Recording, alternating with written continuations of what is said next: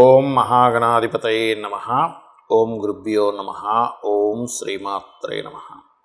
పరమేశ్వర స్వరూపమైనటువంటి జ్యోతిష, వాస్తు మరియు ఇతర అనేకమైనటువంటి శాస్త్రములను మనకు అందించినటువంటి మహర్షులకి నమస్కారం. హయగ్రీవ హయగ్రీవ హయగ్రీవేతి యో వదేత్ తస్య నిస్సరతే వాణీ జహ్నుకన్యా ప్రవాహవత్. అరుణాం కరుణాతరంగితాక్షీం ధృతపాశాంకుశపుష్పబాణచాపాం అనిమాదిభిరావృతాం మయూకైః అహమిత్యేవ విభావయే భవానీం. శ్రీమాత్రే నమః. ప్రేక్షకులకి ఆ లలితాంబిక అమ్మవారి యొక్క అనుగ్రహం పరిపూర్ణంగా కలగాలని మనస్ఫూర్తిగా కోరుకుంటూ ఈరోజు మనము 11వ తేదీ నుంచి 7వ తేదీ వరకు ఉన్నటువంటి వార ఫలితాలు ఏ విధంగా ఉన్నాయి, మరియు ఆ వారం రోజులు గ్రహస్థితి ఏ విధంగా ఉంది అని చూసుకున్నట్లయితే మనకి మేజర్ ప్లానెట్స్ అయినటువంటి గ్రహాలు మారవు. అంటే గురువు, శని, రాహుకేతువులు యథాస్థానాల్లో, మేషంలో గురువు, కుంభంలో శని, మీనంలో రాహు, కన్యలో కేతుగ్రహ సంబంధం కలిగి ఉంది. ఇక ఈ వారము చంద్రుడు ఎలాగో 2.5 రోజులకు మారిపోతూ ఉంటాడు కాబట్టి కుంభరాశి నుంచి వృషభ రాశి వరకు చంద్రుడి యొక్క సంచారము, మరియు రవి, కుజ, బుధ గ్రహాలు మకర రాశిలోని, ధనస్సులో శుక్రుడు ఉన్నాడు. అయితే ఈ శుక్రుడు 12వ తేదీ మకరంలోకి మారడము, రవి 14వ తేదీ కుంభంలోకి మారుతున్నాడు. అంటే ఈ 2 గ్రహాలు రవి శుక్రులు మాత్రం మారుతున్నారు. కావున ఈ యొక్క గ్రహస్థితి అనుసరించి మీకు ఏ విషయాల్లో ఈ వారం జాగ్రత్తగా ఉండాలి, ఏ విషయాలు బాగా కలిసి రానున్నాయి, ఏ దేవతారాధన చేసుకోవాలి, దీంతోపాటు ముఖ్యంగా ఈ వారం నేను మీకు చెప్పబోయేది ఏంటంటే, మనకి ఏ సమస్య ఉంటే జాతచక్రం లేదు, ఏమీ లేదు, సమస్యని బట్టి ఈ వారం ఉన్న గ్రహస్థితిని బట్టి మీరు చేసుకునే పరిహార మార్గం కానీ, మంత్రం కానీ, గోసేవ కానీ ఏం చేసుకోవాలనేది నేను మీకు ఆఖరిలో చెప్తాను. ఆఖరి వరకు వీడియో వినండి. వృశ్చిక లగ్నము, వృశ్చిక రాశి. మీకు అర్ధాష్టమ శని యొక్క ప్రభావం అనేటువంటిది కాస్త ఈ వారము 14వ తేదీ నుంచి రవి చక్ర సంచరిస్తుంటాడు. కాబట్టి ప్రధానంగా మీరు ఈ వారం కాస్త ఏదైనా చూడండి, 4వ స్థానంలో 2 గ్రహాలు ప్రధానంగా శనితో పాటు రవి చేరడం అనేటువంటిది ఈ ఉద్యోగ సంబంధించినటువంటి విషయాల్లోనే, ఏదైనా కొత్తగా గవర్నమెంట్ జాబ్స్ కోసం ప్రిపరేషన్ అయ్యేటువంటి విషయాల్లోనే కొద్దిగా స్ట్రెస్ అనేటువంటిది ఉంటుంది. కాకపోతే మీకు ధన సంబంధించిన విషయంలో గవర్నమెంట్ ధనయోగం కానివ్వండి, అదేవిధంగా తండ్రి ద్వారా ఏదైనా ధనం రావడం కానివ్వండి, అప్పులు లభించడం కానివ్వండి, ఇటువంటివి గోచరిస్తున్నాయి. అదేవిధంగా ఇక్కడ కాస్త ఈ 3వ స్థానంలో శుక్రుడు వెళ్తున్నాడు కాబట్టి కొద్దిగా మీరు ఎవరితోనైనా స్త్రీలతోని మరియు మీ యొక్క జీవిత భాగస్వామితో ఇన్వెస్ట్మెంట్ చేసేటువంటి అంశాల్లోని ఎవరికైనా మాట ఇవ్వడం ద్వారా, ముఖ్యంగా స్త్రీ మూలకంగా ఏదైనా చిన్న ఘర్షణ వాతావరణం చూపిస్తుంది. అయితే అది ఒక రకంగా మీకు ఒక మంచికి కూడా దారితీస్తుంది, అందులో ఎటువంటి సందేహం లేదు. మరియు ఇష్టపడిన వారిని వివాహం చేసుకోవడానికి మీకు కలిగేటువంటి ఫలితాల్లో ఇక్కడ పాజిటివ్గా ఉంటుంది, అందులో ఎటువంటి సందేహం లేదు. అదేవిధంగా మరొక విషయం ఏంటంటే, ఇక్కడ గమనించినట్లయితే ఈ యొక్క గ్రహస్థితిలో మీకు ప్రధానంగా 4వ స్థానంలో రవి శని ఉన్నారు కాబట్టి ఏదైనా ప్రాపర్టీస్ తీసుకునేటువంటి విషయంలో కాస్త 14వ తేదీ నుంచి కాస్త చూసి తీసుకోండి. అదేవిధంగా లాంగ్ జర్నీసు మరియు ఏదైనా పుణ్యక్షేత్ర దర్శనాలు, పుణ్యక్షేత్రాలకు వెళ్ళేటువంటి యోగము, ప్రభుత్వ ఉద్యోగాల కోసం ప్రయత్నం చేసినట్లయితే ఆ యొక్క ప్రయత్నాలు ఫలించడానికి ఈ వారం చాలా అనుకూలంగా ఉంది. కాస్త వ్యాపారాలు చేసేటువంటి అంశాల్లో, వ్యాపార లాభాలకు సంబంధించిన విషయంలో కొంత గణపతి యొక్క ఆరాధన మరియు కేతుగ్రహం దగ్గర దీపారాధన కానీ చేసినట్లయితే మీరు ఏదైతే అనుకుంటుంటారో ఆ యొక్క వ్యాపార సంబంధించిన విషయంలో అభివృద్ధికరంగా ఉంటుంది. కాకపోతే మీరు ఈ యొక్క వారంలో 11, 12 తేదీలు ఏదైనా ప్రాపర్టీ తీసుకునేటువంటి అంశంలోకి వస్తే జాగ్రత్తగా ఉండండి. 13, 14 తేదీలు మీరు కాస్త గుర్తుపెట్టుకోండి. ఏదైనా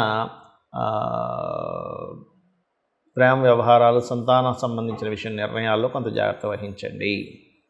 ఇక మీరు చేయవలసిన దేవతారాధన దుర్గాదేవి యొక్క ఆరాధన అన్ని విధాల చక్కటి ఫలితాలను ఇస్తుంది.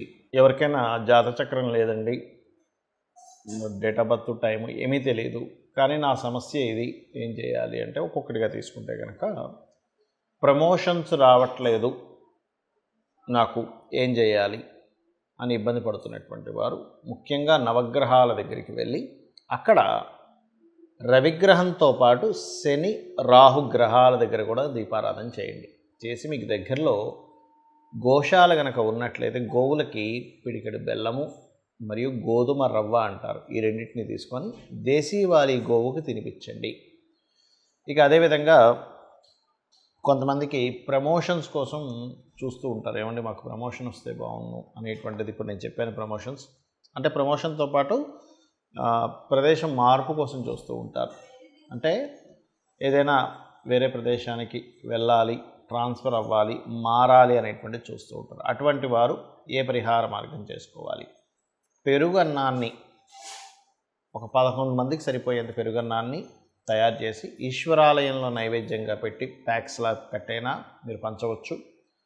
లేదు మీకు దగ్గరలో నవగ్రహ ఆలయం ఉన్నట్లయితే ప్రధానంగా నీరు, పసుపు నీరు తీసుకొని చంద్ర శని రాహుగ్రహాల మీద అభిషేకంగా చేయండి. అదేవిధంగా మరి కొంతమందికి చూడండి భూ సంబంధించినటువంటి వివాదాలు ఇట్లాంటివి ఉంటూ ఉంటాయి. భూ సంబంధించిన వివాదం పోవట్లేదండి, లేకపోతే భూమి మూలంగా ఏదైనా ఒక బిజినెస్ జరగాలని ఉంటుంది, లేదా ఒక గొడవ, సంథింగ్ ఒక గొడవ అనుకుందాం, ఆ గొడవ తీరట్లేదు. అప్పుడు చేయాల్సింది ఏమిటంటే ఈ వారం ప్రత్యేకంగా మీరు విష్ణు సహస్రనామాలు సూర్యభగవానుడిని చూస్తూ ఒక 10 నిమిషాల ముందు ఓం మిత్రాయ నమః అనేది చేయండి. చేసిన తర్వాత సూర్యుడిని చూస్తూ మీరు విష్ణు సహస్రనామాలు వినడం కానీ చదవడం కానీ చేయండి. ఒకవేళ చదవడం రాదు, వినండి కనీసం విష్ణు సహస్రనామాల్ని, సరిపోతుంది. అలాగే మరొక విషయం ఏంటంటే కొంతమందికి సంతాన సంబంధించినటువంటి ఇబ్బంది ఉంటూ ఉంటుంది. అటువంటి వారు చేయవలసింది ఏమిటి అంటే దిగంబర దిగంబర శ్రీపాదవల్లభ దిగంబర అనేటువంటి నామస్మరణతో పాటు ఓం దుర్గాయ నమః, ఓం దుమ్ దుర్గాయ నమః అనే నామస్మరణ చేయడం అన్ని విధాల ఉత్తమం. మరియు దీంతోపాటు గోవుకి అరటికాయలు తినిపించండి. ఇప్పుడున్న గ్రహస్థితి రీత్యా స్కందుని యొక్క ఆలయంలో కూర్చొని కనుక దత్తాత్రేయుడిది దిగంబర దిగంబర శ్రీపాదవల్లభ దిగంబర అనే నామస్మరణ చేసినట్లయితే సంతాన యోగము, సంతాన ప్రాప్తి అనేటువంటిది కలుగుతుంది. దీంతోపాటు శని రాహు గ్రహాల దగ్గర కూడా దీపారాధన చేయండి. మరి వివాహం అవ్వట్లేదండి, జాతచక్రం లేదు, ఏం లేదు, ఏం చేయాలి అంటే మీరు నవగ్రహాలలో శుక్ర కుజ రవి బుధ ఈ 4 గ్రహాల దగ్గర దీపారాధన చేసి ఆ గ్రహాలకు సంబంధించిన మంత్రం ఏదైతే ఉందో అదైనా చేసుకోవచ్చు. లేకపోతే ఓం శుక్రవే నమః, ఓం రవాయ నమః, ఓం కుజాయ నమః, ఓం బుధాయ నమః అనుకొని లలితా సహస్రనామాలు ఏదైనా అమ్మవారి ఆలయంలో కూర్చొని పూర్తి లలితా సహస్రనామాలు చేయొచ్చు. లేదా వివాహం కోసం కామేశబద్ధ మాంగళ్య సూత్ర శోభిత కందరాయే నమః చేసుకోవచ్చు. ఇక ఏదైనా వ్యాపారం, మాకు వ్యాపారం మొదలుపెట్టాం కానీ అంత పెద్దగా ముందుకు వెళ్ళట్లేదండి, జాతచక్రం లేదు, ఏమిటి పరిష్కారము అంటే మీరు రావి చెట్టు ఉంటుంది మనకి, రావి చెట్టు చుట్టూ ప్రదక్షిణాలు చేసుకొని ఓం నమో నారాయణాయ అనే నామంతో ప్రదక్షిణం చేయండి. ఇదంతా ఈ వారానికి సంబంధించిన ఇప్పుడున్న గ్రహస్థితి బట్టి చెప్తున్నాను. ఓం నమో నారాయణాయ అనుకుంటూ రావి చెట్టు చుట్టూ ప్రదక్షిణాలు చేసుకుంటూ 11 కానీ 41 కానీ చేసి పసుపు కుంకుమ గంధం కలిపిన వాటర్తో అభిషేకం చేయండి వాటి మీద. ఏది ఆ సర్ప ప్రతిష్ఠ చేసినవి ఉంటాయి వాటి మీద. అదేవిధంగా కొంతమంది కొన్ని భయాలు ఉంటుంటాయి, ఏమంటే అసలు ఏం జరుగుతుందంటే భయంగా ఉందని పితృదేవతలను తలుచుకోండి. మీ తాతలు ముత్తాతలు ఉంటారు, వారిని ఒక్కసారి స్మరించుకొని వాళ్ళకి నైరుతి దిక్కు తిరిగి నమస్కరించుకోండి.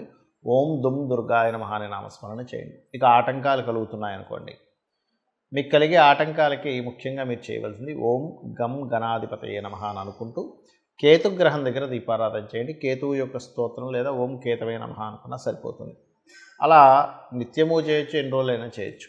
ఇక మరొక విషయం ఏంటంటే రోగబారిని ఎక్కువగా పడుతున్నామండి, బాగా హెల్త్ ఇష్యూస్ వస్తున్నాయి అన్నప్పుడు లలితా సహస్రనామాల్లో ముఖ్యంగా నవగ్రహాల్లో శని కేతు ఈ 2 గ్రహాల దగ్గర దీపారాధన చేసి మీరు చేయవలసింది ఏమిటి అంటే ఇక్కడ మీరు అర్థం చేసుకోండి, లలితా సహస్రనామాలలో ఓం సర్వవ్యాధి ప్రశమని సర్వమృత్యు నివారిణి అగ్రగణ్య అచింత్య రూప కలికల్మషనాశినియే నమః అనే నామస్మరణ చేయండి. అన్ని విధాలు బాగుంటుంది. ఇక చాలామందికి ఈ వార ఫలితాలు ఇవన్నీ ఎందుకు చెప్పుకుంటున్నాము, మరి దీనికి సంబంధించినటువంటి వార ఫలితాలే పనిచేస్తాయి, మాస ఫలితాలే పనిచేస్తాయి అనుకుంటూ ఉంటారు. కానీ అన్నిటికంటే ముఖ్యంగా మీ జన్మజాతక ఫలితాలు ఎక్కువగా పనిచేస్తాయి. ఎందుకంటే మీ యొక్క కర్మ, మీ పూర్వజన్మలో చేసుకున్న కర్మ అదే మీకు వెంట వస్తూ ఉంటుంది. కాబట్టి మీ జాతక చక్రంలో మీ తేదీ, నెల, సంవత్సరము, ప్రదేశము, సమయాన్ని బట్టి మీ లగ్నం ఏమిటి అనేటువంటిది ఉంటుంది.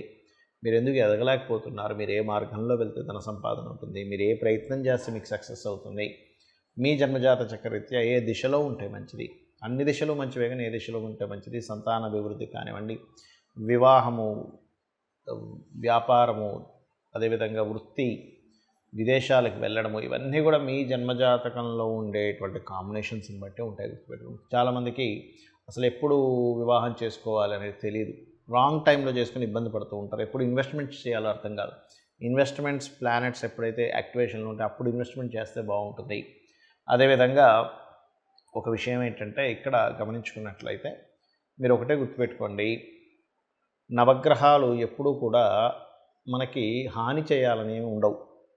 అవి వాటి పని అవి చేసుకుంటూ ఉంటాయి మన కర్మల్ని బట్టి. నవగ్రహాలను ఎప్పుడు కూడా మనకు హాని చేస్తున్నాయనే భావన అస్సలు ఉండకూడదు. మనకి ప్రసన్నం వాటి అనుగ్రహం లేదు, అయ్యో వాటి అనుగ్రహం కావాలనుకొని మీరు నవగ్రహాల దగ్గరికి వెళ్ళి కనుక నమస్కరించుకున్నట్లయితే, అదేవిధంగా అమ్మవారి యొక్క ఆరాధన, లలితా సహస్రనామాలు కనుక నిత్యము కనుక చేసినట్లయితే ఖచ్చితంగా మీ యొక్క తలరాతను అమ్మవారు మార్చి మీ ప్రయత్నాన్ని సఫలీకృతం చేస్తుంది. శ్రీమాత్రే నమః.